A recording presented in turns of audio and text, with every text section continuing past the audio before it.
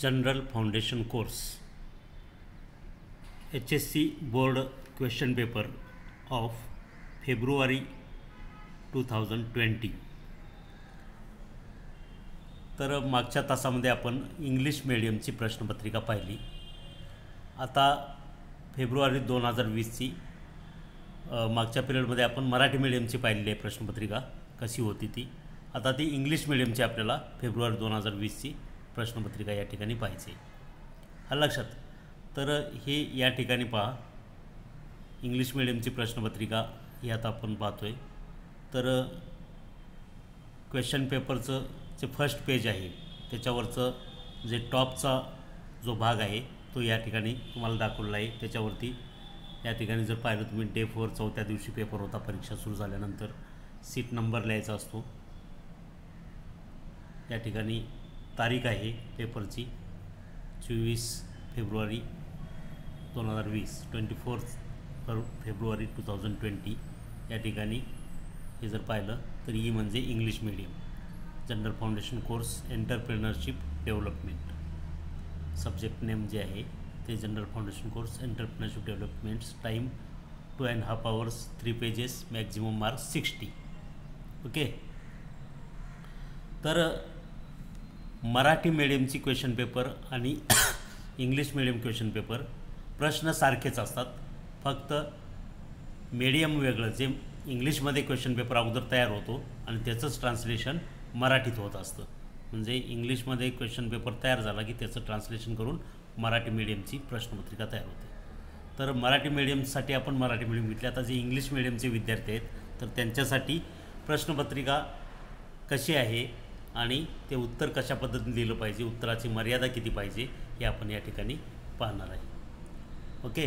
तर आता याचं जे फर्स्ट पेज आहे हे पहा. फर्स्ट पेज जर तुम्ही पाहिलं तर यामध्ये पहा, हे फर्स्ट पेज आहे.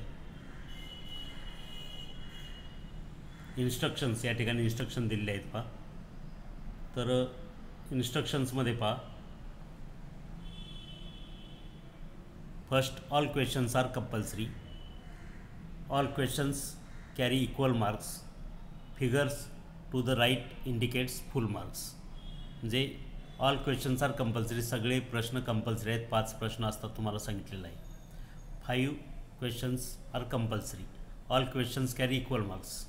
All questions carry equal marks. प्रत्येक प्रश्नाला सारखे गुण आहेत. म्हणजे 12 मार्काचे 5 प्रश्न असतात, अशी 60 मार्काची प्रश्न होते. Figures to the right indicate full marks. जर आकृती असेल तर त्या ठिकाणी नामनिर्देशित आकृती काढायची. लक्षात नावं द्यायची आकृतीला. Question number 1 A. Select the correct alternative and rewrite the sentences. योग्य पर्याय निवडून रिकाम्या जागा भरा. 4 मार्क्स. आता या ठिकाणी तुम्हाला अगोदर देखील सांगितलेलं आहे मराठी मीडियमची प्रश्नपत्रिका सांगताना की 5 प्रश्न आहेत आणि प्रत्येक नवीन प्रश्न सोडवताना पुढच्या पानावरती सोडवायचा. एक प्रश्न कंप्लीट झाला की त्याच्या खालीच घ्यायचं नाही. नवीन प्रश्न नवीन पानावरती. त्यानंतर एक उपप्रश्न झाल्यानंतर एक ओळ सोडायची. हे सगळ्या गोष्टी अगोदर सांगितलेत त्याच्यानुसार. तर क्वेश्चन नंबर 1 दोन्ही बाजूला समास वगैरे मार्जिन सोडायचं. Question number 1 A. Select the correct alternative and rewrite the sentences. 4 marks. A. Dash dash transport is the fastest and costliest mode of transport. Road, railway, air, ocean. Option road, railway, air, ocean.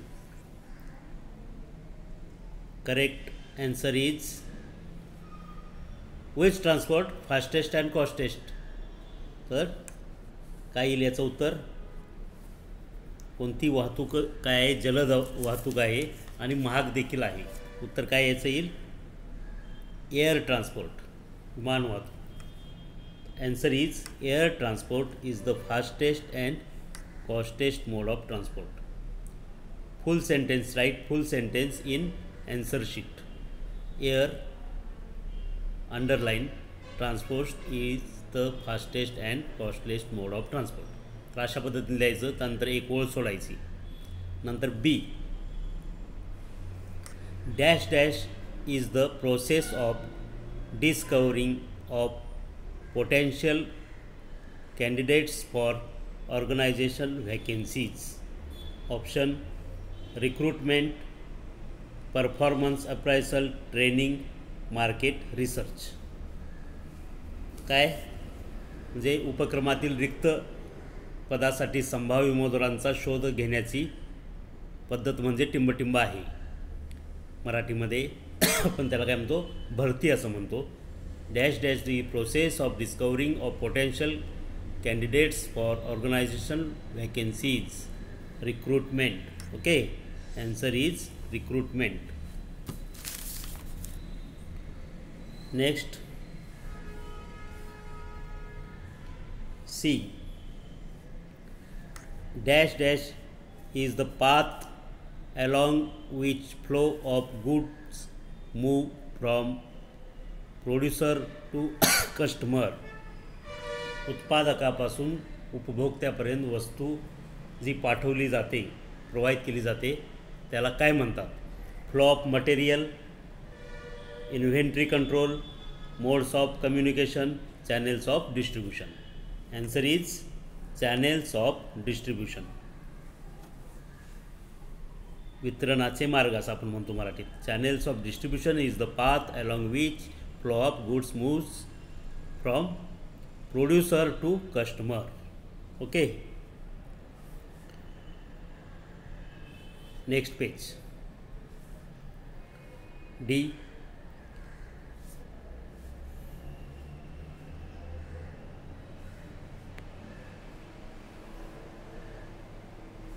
In stores, all incoming material are recorded in. जे भांडारामध्ये येणारं जे सर्व साहित्य आहे कोणत्या वहीमध्ये नोंद केलं जातं. In stores all incoming materials are recorded in material receipt book, cash book, material issue book, journal. Answer is material receipt book. In stores, all incoming materials are recorded in material receipt book. Okay. B. The A complete झालेलं आहे. Fill in the blanks. एक line सोडायची, B घ्यायचं, match the pairs, जोड्या जुळवा. Group A and group B.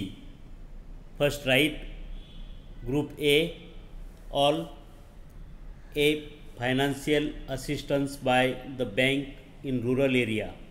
B. Prevention of environment damage. C. Event and action. D. Strength and weaknesses. B group, social consideration of project, SWOT analysis, NABARD, sources of search for business idea, network analysis. Group A and Group B. Read carefully and right answer. Group A, financial assistance by the bank in rural area. ग्रामीण भागात वित्त सहाय्य करणारी bank कोणती आहे? NABARD. Financial assistance by the bank in rural area. Answer is NABARD. B. Prevention of environment damage.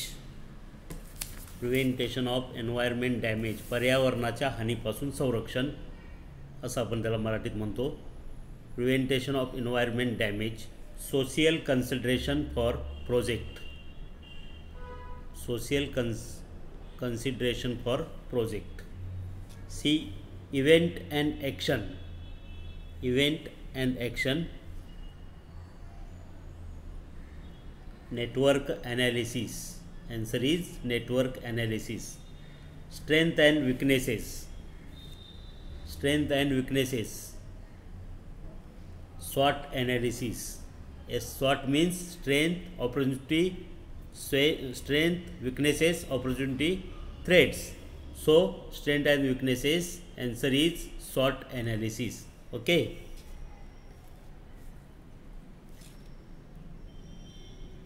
C. State whether following statements are true or false. True or false.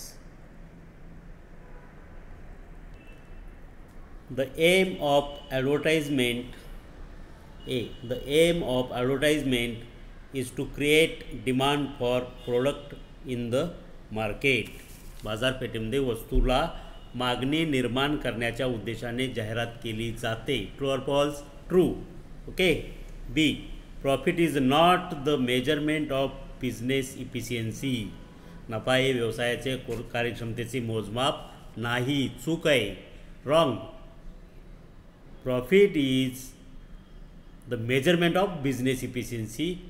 This sentence is true. So profit is not the measurement of business efficiency. This sentence is false. C, the headquarter of Maharashtra Center for Entrepreneurship Development MCEDC at Pune. False. The headquarter of Maharashtra Center for Employment Development and Entrepreneurship Development MCDE is at Aurangabad is true. So is Pune at Pune? False. D, selection of place for project is beneficially nearby availability of raw material. प्रकल्प स्थळाची निवड जी आहे ही कच्च्या मालाच्या उपलब्धतेजवळ करणे फायदेशीर असते. This sentence is true. Selection of place for project is beneficial near by the availability of raw material is true. Okay. Fill in the blanks. 4 marks. Match the pair. 4 marks. And C, state whether following statements are true or false. 4 marks. Objective question number 1 is objective. 12 marks. Objective question 12 marks. Question number 2, question number 3 and question number 4 is small answer type question. त्याला आपण लघुत्तरी असं म्हणतो. Question number 2 is definition and explanation. Question number 2, तुमचा पहिला प्रश्न सोडवून झाला. आता दुसरा प्रश्न नवीन पानावरती घ्यायचा. डेफिनेशन, प्रत्येक प्रश्नामध्ये स्वरूप असंच असणार आहे. पहा, डेफिनेशन अँड एक्सप्लेन, व्याख्या लिहून स्पष्ट करा. एनी फॉर 12 मार्क्स, कोणत्याही 4 व्याख्या लिहून त्या स्पष्ट करायच्या. 12 मार्क आहेत. Each definition 1 marks and explanation is 2 mark. Okay. Importance of skill. A, importance of skill. Right definition of importance of skill and explanation importance of skill. When right, define 1 marks, definition 1 marks and explanation 2 marks. Publicity and advertisement. Publicity and advertisement. Definition, publicity and advertisement definition 1 marks, half each, and explanation 2 marks, 1 each. Okay. Time scheduling. Time scheduling. Definition, वेगवेगळ्या व्याख्या असतात, त्यातली कोणतीही एक व्याख्या लिहिली तरी तुम्हाला 1 मार्क मिळणार. समजा एखाद्या ठिकाणी 2-2, 3-3 व्याख्या दिलेल्या असतात, त्यातली कोणती एक तुम्ही लिहिली पाहिजे जी सोपी आहे ती. Time scheduling, collection of technique used to develop and present schedule plans that gives a list of events or task and time is called time scheduling. Explain, preparation of time scheduling, 2 steps, master schedule, production schedule.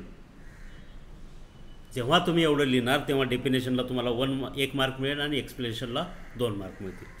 Next, accounting. Accounting definition 1 mark, explain 2 mark. Art of recording of transaction, information about business in the form of quantitative expression. Right importance of accounting, help in planning and decision making, valuation of assets and liabilities, useful to find out a result of business, profit or loss, known financial position, known cash positions, purchase sales stock position, finding tax liabilities, study of profit. तर अशा प्रकारचे मुद्दे आले पाहिजेत. आणि explain करत असताना त्या ठिकाणी तुम्हाला सांगितलं की 2 मार्क एक्सप्लेनेशन आहे, 1 मार्क डेफिनेशन आहे. तर डेफिनेशन तुम्ही राईट लिहिली 1 मार्क मिळून जाईल, पण एक्सप्लेन करत असताना अकाउंटिंगचं या ठिकाणी तुम्हाला 4 पॉईंट द्यावे लागतील, तेव्हा 2 मार्क मिळतील. म्हणजे प्रत्येक पॉईंटला आता मी जे पॉईंट सांगितले यातले 4 पॉईंट आल्यानंतर तिथं 2 मार्क मिळतील, half marks each point. Okay. Next retailer. Definition 1 mark, explain 2 mark. Meaning person that sells goods to the public in a relatively small quantities. Last link in the channel of production and distribution. Purchase goods from producer or wholesaler in large quantity and sell to the consumer in small quantity. Personal contact. तर किरकोळ व्यापारी म्हणजे काय ती व्याख्या लिहायची. होलसेलरकडून माल घेऊन तो विकतो ग्राहकाला, कस्टमरला, त्याला आपण काय म्हणतो, रिटेलर. आणि त्या ठिकाणी एक्सप्लेन तुम्हाला सांगितलं आहे की रिटेलरची कार्य कोणकोणती असतात, कशा पद्धतीनं कामकाज चालतं. ते एवढं लिहिल्यानंतर डेफिनेशनला 1 मार्क आणि एक्सप्लेनेशनला 2 मार्क मिळतील. एक्सप्लेनेशनमध्ये आत्ता सांगितलं त्याप्रमाणे हाफ मार्क ईच 4 पॉईंट लिहावे लागतील, half mark each. Next wedges, मजुरी. एखाद्या कामासाठी जो मोबदला दिला जातो त्याला आपण मजुरी असं म्हणतो. त्याचं एक्सप्लेनेशन थोडक्यात द्यावं लागेल. Introduction. Meaning money paid under contract by on employer to worker for service rendered, payment of labour, fixed regular payment paid on daily और weekly basis, monthly basis, wages systems. तर अशा प्रकारे काही तुम्हाला एक्सप्लेनमध्ये पॉईंट द्यावे लागतील, त्याला 2 मार्क असतील. ओके. तर या ठिकाणी आपला क्वेश्चन नंबर 2 झालेला आहे 12 मार्काचा. कशा पद्धतीने लिहायचं तुम्हाला सांगितलेलं आहे. त्यानंतर next page, question number 3.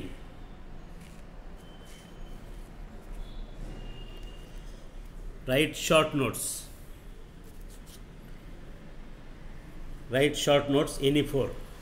Short notes any 4. Each short notes 3 marks. Total questions marks is 12. 12 मार्काचा प्रश्न आहे. कोणत्याही 4 टिपा लिहायच्या आहेत, 6 पैकी 3 मार्क प्रत्येक टिपला असतील. ए. Classification of project. प्रकल्पांचं वर्गीकरण. क्लासिफिकेशन ऑफ प्रोजेक्ट, प्रकल्पाचे वर्गीकरण लिहा. तर या ठिकाणी प्रोजेक्ट क्लासिफिकेशन जे आहे, sectorial project, countable project, non countable project, financial institutional classification, miscellaneous project, service project, welfare project, educational project, research and development project. तर अशा वेगवेगळ्या प्रकारचे प्रकल्पाचं वर्गीकरण आहे. तुम्हाला ते तक्ता दिलेला आहे पहा. तर त्यानुसार हे प्रकल्पांचं वर्गीकरण लिहायचं. या ठिकाणी कमीत कमी 6 प्रकार लिहायचे, त्या ठिकाणी 3 मार्क असतील. थोडक्यात त्याचं एक्सप्लेनेशन उदाहरणासहित करायचं. Okay. B. Explain the advantage of network analysis. Explain the advantage of network analysis. Network analysis जे आहे हे स्पष्ट करून लिहा. कार्यजल विश्लेषणाचे फायदे स्पष्ट करा.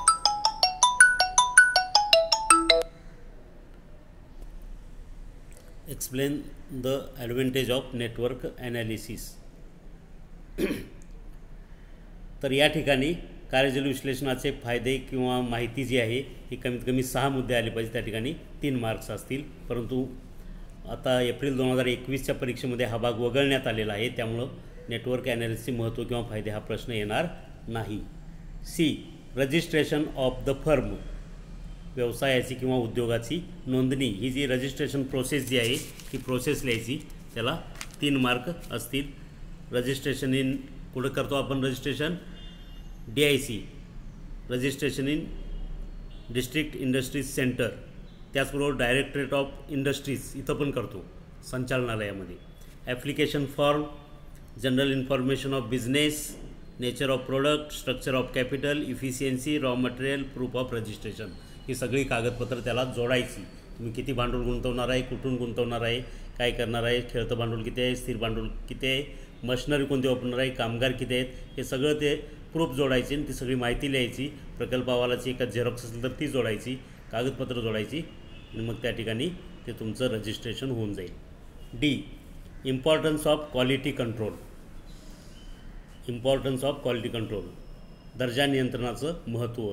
तर क्वालिटी कंट्रोलचं जे महत्त्व आहे तर त्या ठिकाणी ते महत्त्व कोणतेही 6 मुद्दे लिहायचे, 3 मार्क मिळतील, half marks each point. Feature of ideal wage payment system. E, features of ideal wage payment system, आदर्श मजुरी शोधन पद्धतीची वैशिष्ट्ये जी आहेत ती लिहायची, कोणतीही 6 वैशिष्ट्ये लिहा, फीचर्स, 3 मार्क्स मिळतील. एअर ट्रान्सपोर्ट, एअर ट्रान्सपोर्टविषयी माहिती लिहा. एअर ट्रान्सपोर्ट म्हणजे काय आणि त्याचे फायदे तोटे, अशा प्रकारे 3 मार्क मिळतील. Meaning 1 mark. Profit of air transport और importance of air transport 1 mark. And जे काय त्याच्यापासून लॉसेस आहेत, तोटे आहेत, त्याला 1 मार्क. तर अशा प्रकारे एअर ट्रान्सपोर्टचं लिहिता आलं पाहिजे तुम्हाला. त्याच्यामध्ये घेत असताना इंट्रोडक्शन द्या, modern means of transport, importance, speed, safety, expansion of trade and tourism, create employability opportunity, more efficiency, time saving, heavy investment. तर अशा प्रकारचे मुद्दे येणं गरजेचं आहे. लक्षात. क्वेश्चन नंबर 4, तिसरा झाला. आता क्वेश्चन नंबर 4 पुढच्या पानावरती. ॲन्सर इन ब्रीफ एनी 4, कोणत्याही 4 प्रश्नांची उत्तरे लिहा. प्रत्येक प्रश्नाला 3 मार्क असतील.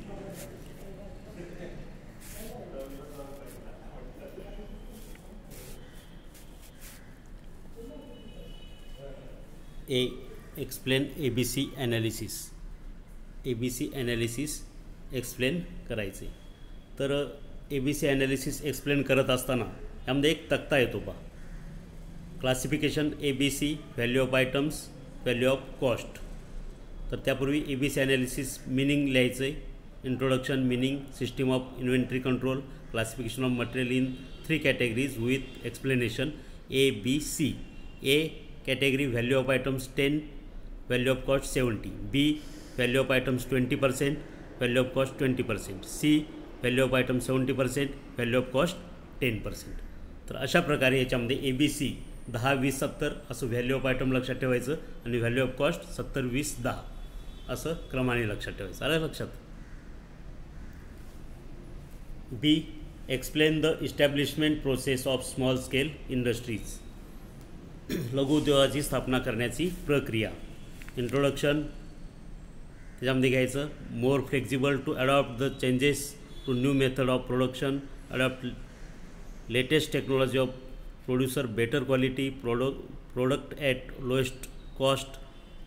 तर हे मुद्दे आले पाहिजेत. त्याचबरोबर प्रोसेसमध्ये finding ideas, research, product selection, facilities, industrial location and plan, finance, technology, provisional registration from local authorities, production management, distribution. तर अशा प्रकारे हे मुद्दे आले, कमीत कमी 6 मुद्दे आले.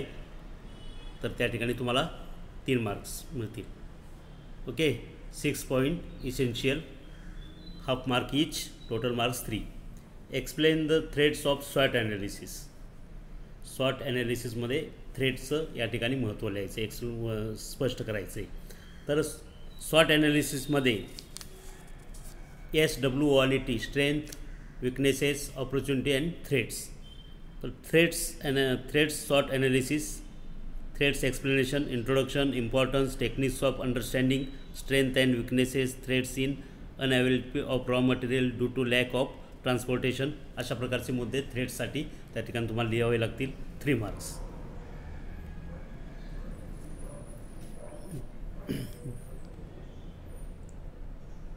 डी,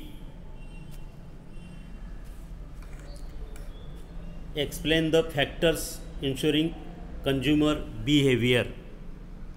उपभोक्त्याचे वर्तन निश्चित करणारे घटक, जे उपभोक्ता जो आहे कंझ्युमर, त्याचे वर्तन निश्चित करणारे घटक जे आहेत ते लिहायचे. Factors, personal factors, physical factors and social factors. तर पर्सनल फॅक्टर्समध्ये needs of customer, personality, age, lifestyle, saving. हे पॉईंट येतील. B psychological factor, motivation, attitude, assessments. And third social फॅक्टर्समध्ये कल्चर, ट्रेडिशन, असे हे 3 प्रत्येकाला 1-1 मार्क असेल. 1 mark each. 3 points essential. E, what are the financial objective of business? Financial objective of business. Basic objective to earn profit, invention, creation of financial utility. असे म्हणजे वेगवेगळे त्या ठिकाणी ऑब्जेक्ट्स आहेत. फायनान्शियल ऑब्जेक्ट असतात, आर्थिक उद्दिष्टे. तर त्या ठिकाणी ती आर्थिक उद्दिष्टे तुम्हाला लिहावी लागणार आहेत. ओके, प्रत्येक उद्दिष्टाला 1 मार्क असेल. 3 उद्दिष्ट लिहिली, 3 मार्क्स त्या ठिकाणी तुम्हाला मिळून जातील. Next, explain the classification of business by nature aspect. उद्योगाचे स्वरूपानुसार वर्गीकरण करायला तुम्हाला करायचं आहे. तर स्वरूपानुसार जे वर्गीकरण आहे हे विशेषतः 3 प्रकारांमध्ये केलं जातं. Manufacturing industry, service industry, trading industry. 1 marks each type, 3 marks. Okay, तर या ठिकाणी पहा अशा पद्धतीनं 4था प्रश्न जो आहे हा कंप्लीट झालेला आहे. 5वा प्रश्न नवीन पानावरती घ्यायचा की जो ब्रॉड क्वेश्चन फक्त एकच आहे. जे क्वेश्चन नंबर 2, 3 आणि 4 होते हे स्मॉल ॲन्सर टाईप किंवा लघुत्तरी ज्याला आपण म्हणतो ते आहे. आणि 5वा आहे दीर्घोत्तरी ब्रॉड ॲन्सर टाईप. तर याच्यामध्ये A and B or A B, एक तर वरचे ए बी लिहायचे किंवा खालचे ए बी लिहायचे. प्रत्येकाला 6-6 मार्क असतील. एला 6, बीला 6. त्याचबरोबर ऑरच्या खाली जी ए 6 आहे आणि बी 6 आहे ते 6 आहेत. वरच्यातलं ए आणि खालच्यातलं बी असं सोडवलं तर मार्क फक्त एकाचेच मिळतील, ज्याला जास्त असतील ते. त्यामुळं दोन्ही जे येतात, एक तर वरचे येत असतील तुम्हाला ए बी तर ते सोडवा. खालच्यातलं जर एक असेल तर विषय सोडून द्या. किंवा खालचे ए बी येत असेल तर ते सॉल्व करायचे, वरचं काही विचार करायचा नाही. तर अशा पद्धतीने वरच्यातलं एक खालच्यातलं एक झालं की तुमचे मार्क कमी होतात, हे लक्षात ठेवा. एकाचेच मार्क गृहीत धरले जातात. तर last question, answer the following questions. A, explain the break even point of analysis with the help of diagram. Break even point analysis याचं विश्लेषण द्यायचं आहे, पण कसं द्यायचं आहे ते आकृतीसह. त्या ठिकाणी आकृती आवश्यक आहे. पट्टी पेन्सिलच्या साहाय्याने व्यवस्थित आकृती जर तुम्ही काढली तर त्या ठिकाणी तुम्हाला 2 मार्क्स मिळणार आहेत. आणि एक्सप्लेनेशनला या ठिकाणी 4 मार्क्स असतील. एक्सप्लेनेशन इसेन्शियल आहे, नाहीतर तुम्हाला 2च मार्क मिळतील फक्त जर आकृती काढली तर. तर एक्सप्लेनेशनमध्ये विशेषतः cost volume, profit analysis, profit value sale, production selling price, value of sale depends upon volume of production, selling price depends upon cost of production, complete pictures of profit structure useful for decision making. तर हा जो प्रश्न आहे break even point हा बऱ्याच वेळा परीक्षेला येतो, आत्तासुद्धा येऊ शकतो. त्याचबरोबर ते अगोदर जे सांगितलं ABC ॲनालिसिस, स्वॉट ॲनालिसिस हे प्रश्न महत्त्वाचे आहेत. हे प्रत्येक परीक्षेला येऊ शकतात, हे महत्त्वाचे आहे, लक्षात ठेवा. B, what is meant by final account, explain profit and loss account. Final account जे आहे, फायनल अकाउंट कशा पद्धतीनं बनवायचं, फायनल अकाउंट म्हणजे काय आणि ते एक्सप्लेन करायचं हे तुम्हाला या ठिकाणी लिहायचं आहे. तर यासाठी फायनल अकाउंटसाठी 3 मार्क्स असतील आणि प्रॉफिट अँड लॉस अकाउंटला 3 मार्क असतील. तर फायनल अकाउंटमध्ये introduction, meaning, prepared at the end of the year, 31 मार्च, trading account, manufacturing account, profit and loss account, balance sheet, object, अशा पद्धतीचे पॉईंट येणं गरजेचं आहे. तर प्रॉफिट अँड लॉस अकाउंटमध्ये all expenses and losses in related to office in appeared on debit side of profit and loss account. All income and gains in related of office is appeared on credit side of profit and loss account. याला 3 mark असतील. जे final account 3 mark, profit and loss अकाउंटचे जर explain केलं तर त्याला 3 mark असे 6 mark. लक्षात. और आता ह्याला और आहे, आता हे ए बी लिहायचं किंवा और खालचे ए बी तुम्हाला सॉल्व करायचे. ए, explain the importance of salesmanship. विक्रय कलेचं महत्त्व स्पष्ट करा. इम्पॉर्टन्स ऑफ सेल्समनशिप याच्यामध्ये 6 मुद्दे तुम्हाला लिहावे लागतील. प्रत्येक मुद्द्याला 1 mark. Any 6 points 1 mark each.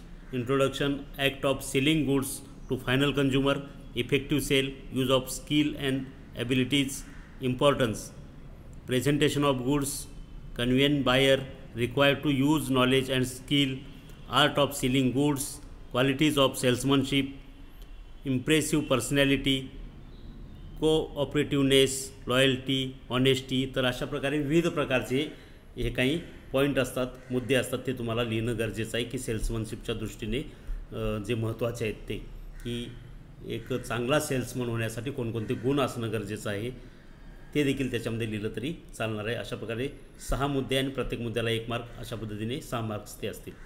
B, explain the importance of transport with suitable example. वाहतुकीचे महत्त्व उदाहरणासहित स्पष्ट करा. तर या ठिकाणी वाहतूक म्हणजे काय, व्याख्या लिहायची. 1 मार्क त्याला 1 मार्क असेल आणि त्याचं जे महत्त्व आहे प्रत्येक प्रकारच्या वाहतुकीचं, याला 5 मार्क असे 6 मार्कांची विभागणी असेल. Movement of goods and passengers from one place to another means transport. इम्पॉर्टन्समध्ये employment, production, revenues, economic stability, balance growth of agriculture and industry, expansion of market and each other examples, असे 6 mark असतील. Okay, तर अशा पद्धतीने तुम्हाला काय करायची, ही प्रश्नपत्रिका सोडवायची. तुम्हाला कशी सोडवायची ते सांगितलं. तुमच्या सरावासाठी ही प्रश्नपत्रिका महत्त्वाची आहे, ती सोडवायची. हे परत एकदा दाखवतो. ही फर्स्ट पेज आहे, सेकंड, थर्ड. लक्षात.